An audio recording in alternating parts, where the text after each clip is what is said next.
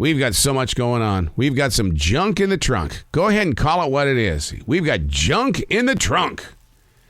Our heads are so full. Our bodies are so tattered and torn. Our thought process is nothing more than a guessing game. And here we are. Here we are. We keep pushing forward. So much so that I got to take a drink of some coffee. Because, you know, if we're not doing Red Bull and anything else that's going to give us some energy, we're just torn. We're just torn. Oh, thank God I've got coffee in me. Because we're going to cover a subject today that is really weighty, very weighty. You might make it through, you might not, but hopefully you'll come back and you'll pick up on it, because there's so much information that we're going to cover today that to take it all in at one time I'm sorry, it's a pretty high expectation. But that's what it's like to be a daily writer. Hey, it's Arrow. This is The Daily Mess, a chronological walk through an everyday world. I am that daily writer. I'm given things while I'm writing, and I go, really, God? Really? Am I supposed to talk about this? Really? Come on, man. I'm not in the mood. I just woke up. And God doesn't listen to excuses like that. He just says, pay attention, boy. Just pay attention. And put some stuff on that page that you would never talk about. And if you did, people would think you're insane. But in reality, we all change. This is The Daily Mess. So much going on in our heads and hearts these days. Constantly caught in a thought. Listen to the way that people talk. Seriously, listen to the way that people talk. It's kind of like an interrupted rhythm. Very few conversations are completed sentences. I got a coworker. His name is Bill. Bill the coworker. This guy will hit 3 or 4 subjects inside one moment of conversation. So what I do is that I've learned to pick up on things that he says, and I'll go back and I'll talk to him about it. And he goes, did I say that? I don't remember talking about that. It's amazing. We have interrupted conversations, 3 or 4 subjects at a time, in this moment of blah, blah, blah, blah, blah, blah, blah, and you're going, whoa, what did I get here? See, it's no different with my daily writing. Whether it's 3 or 6 pages of thought, the mind is all over the place. And for what reason? My father would always say, stop being scatterbrained. I didn't understand that as a kid. What do you mean scatterbrained?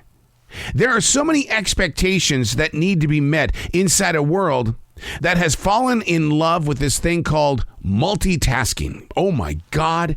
During my 43 years of this career, I thought, I am going to be brilliant at this thing called multitasking. I want to be a part of all 4 corners of the broadcasting world, from promotions to being the on-air talent, to being part of the sales department, to being this and that and this and that. And all of a sudden one day I wake up and I go, I can't. Oh my God, my mind hurts. What is this thing called multitasking? To be in several different mindsets at the same time while succeeding in each department at levels of expectation that no other generation has ever had to face. So I have spent the last couple of years since the COVID lockdown trying to learn how to say no. No, I can't do that. No, I'm not going to be there. No, I'm not available. No. I may have done that at one time, but I'm not going to be there. In fact, just the other day, this was a new kind of no, and it's to get this kid off my back. Oh, so you're a 3rd degree black belt, and you haven't been in class in how long? And I finally looked at Ryan and I said, Ryan, at 60 years old, I'm broken. I have kicked so many bags. I've been in so many fights and tournaments. I have been on that floor so much that my body said, no. Do you watch the way that I walk, Ryan? I have been beaten up so badly over the past few decades that my body is saying no. And that's why we have to convince our minds to do the same thing, because we are just brutalizing our ambitions because we think we've got to be here. This is our level of, well, I guess I'm successful because I have this. So we've set our sights so high that we're brutalizing everything about us. And we hurt. And when we hurt, we run to the doctor and we get those little shots. We take those pills. We take shots in the middle of the night in the way of going, okay, if I take one more hit of this, hopefully I'll get some sleep tonight. I will not grow into my current company, my essential job, because I don't like the way that my managers are being treated. They're being brutalized. You may be at your place of business in a state of mind where you're going, I don't understand. Why are people treating me like this? But you have to look above you. If they're treating you that way, what are they doing to those above you? I've never been here before. I've never seen the managers in a place of decision making where they're just saying, no, I got to go. I'm saying no. Now, what about you? When are you going to say no?